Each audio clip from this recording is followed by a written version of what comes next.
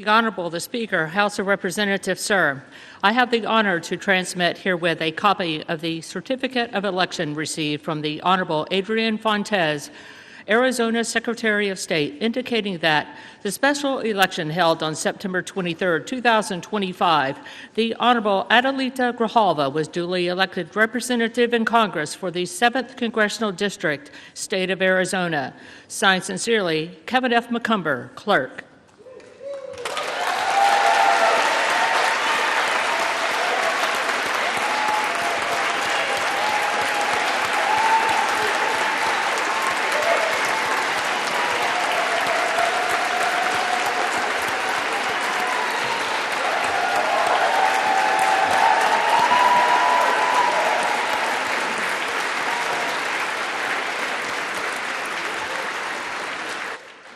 Will Representative-elect Grijalva and members of the Arizona delegation present themselves in the well?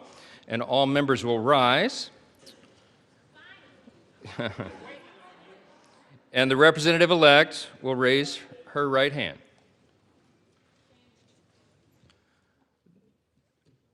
Do you solemnly swear or affirm that you will support and defend the Constitution of the United States against all enemies, foreign and domestic, that you will bear true faith and allegiance to the same, that you take this obligation freely without any mental reservation or purpose of evasion, and that you will well and faithfully discharge the duties of the office on which you are about to enter, so help you God? I do. Congratulations, you're now a member of the 119th Congress.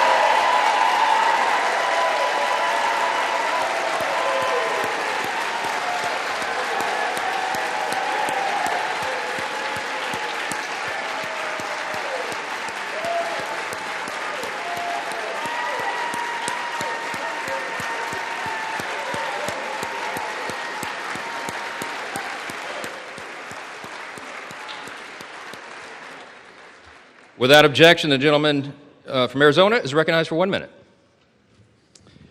Thank you, Mr. Speaker.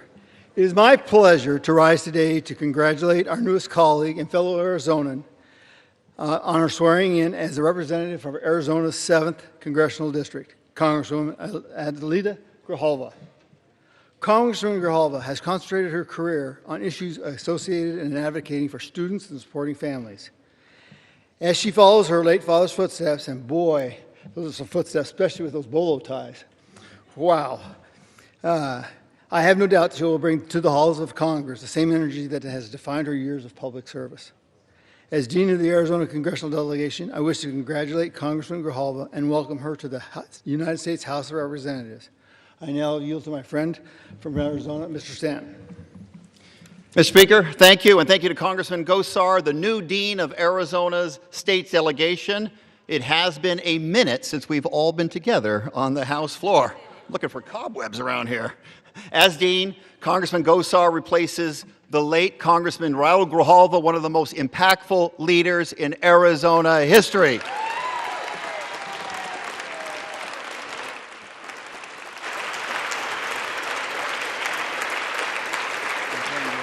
And now, with great pride, I rise today to do something we have waited 50 long days to do, exactly 49 days too long, and that is to introduce our colleague from Arizona, Congresswoman Adelita Grijalva.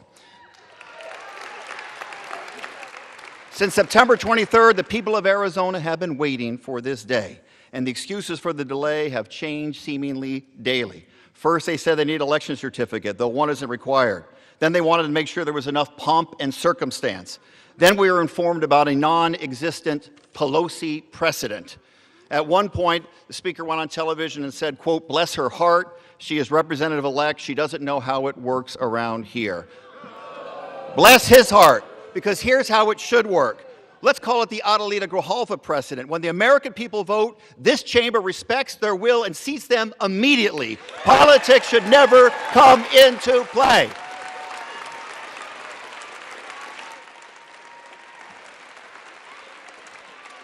Mr. Speaker, Congresswoman Grijalva is a native Tucsonan, the granddaughter of a bracero who came here from Mexico, the youngest woman ever elected to the Tucson Unified School Board, serving 20 years, then a Pima County supervisor fighting for working families, affordable housing, early childhood education. She brings that same fight to Congress. The people of Arizona's 7th District placed their trust in her, and today that trust is rewarded. And her first act of Congress will be a powerful one.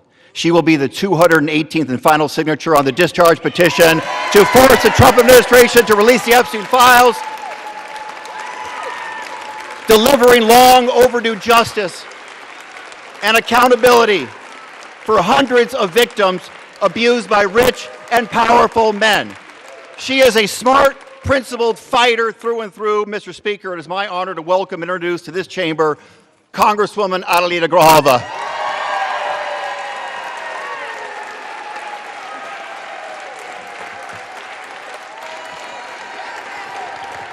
Muchas gracias. Good job.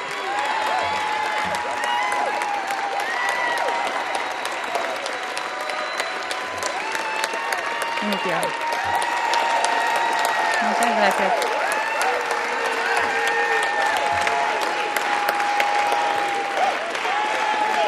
Gracias. Thank you. Thank you. Thank you. Muchas gracias. Thank you so much. Thank you to my colleague and friend, Congressman Stanton, for that kind introduction, and to the entire Democratic delegation from Arizona and the delegation that stood here with me that has supported me throughout this process. I rise today the proud granddaughter of a bracero, a hardworking Mexican immigrant who came to this country for a better life, and I stand as the proud daughter of a U.S. congressman, a man who spent his entire life fighting for justice, equity, and dignity for the most vulnerable. Yeah.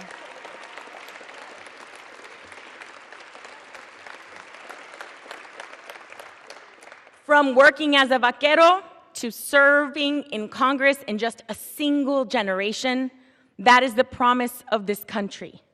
That is the America I want to raise my 3 beautiful children in, Adelina, Raul, and Joaquin. Stand up, baby. Look at them.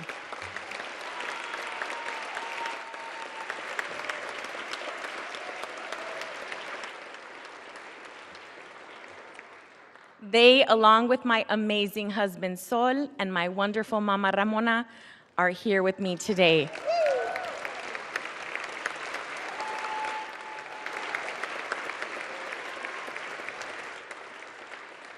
Muchas gracias por su apoyo y tu amor. And thank you to la gente of Southern Arizona for making history, electing me the first Latina, the first Chicana from Arizona to ever go to Congress.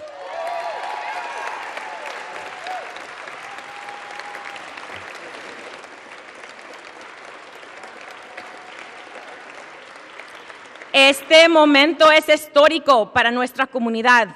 Es un honor ser la primera latina en representar a Arizona en el Congreso y les aseguro que aunque soy la primera, no será la última.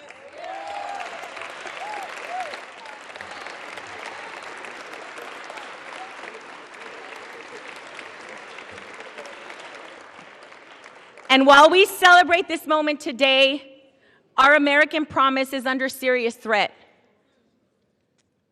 Basic freedoms are under attack. Healthcare premiums are skyrocketing. Babies are being ripped away from their parents by masked agents. We can and must do better. What is most concerning is not what this administration has done, but what the majority in this body has failed to do. Hold Trump accountable as a co-equal branch of government that we are.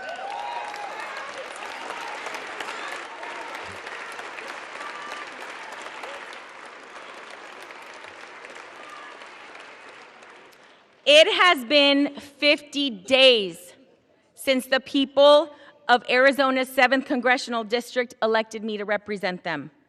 50 days that over 800,000 Arizonans have been left without access to the basic services that every constituent deserves.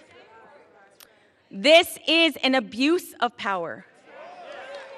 One individual should not be able to unilaterally obstruct the swearing in of a duly elected member of Congress for political reasons.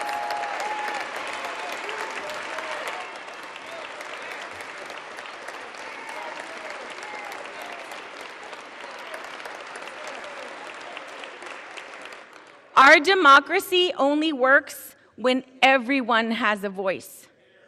This includes the millions of people across the country who have experienced violence and exploitation, including Liz Stein and Jessica Michaels, both survivors of Jeffrey Epstein's abuse.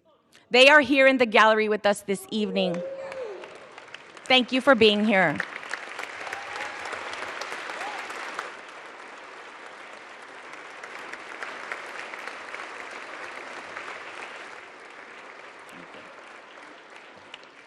Just this morning, House Democrats released more emails showing that Trump knew more about Epstein's abuses than he previously acknowledged.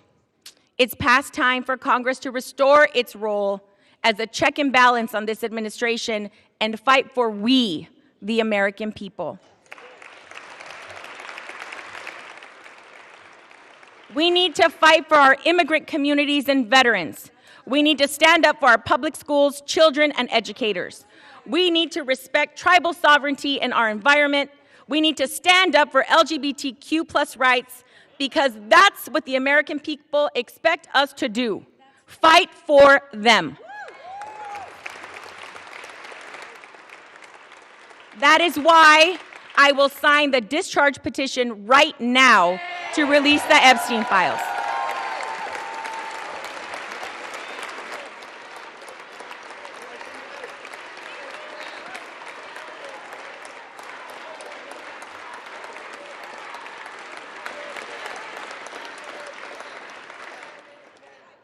Justice cannot wait another day. Adelante, mi gente. Muchas gracias. Thank you very much. I yield back.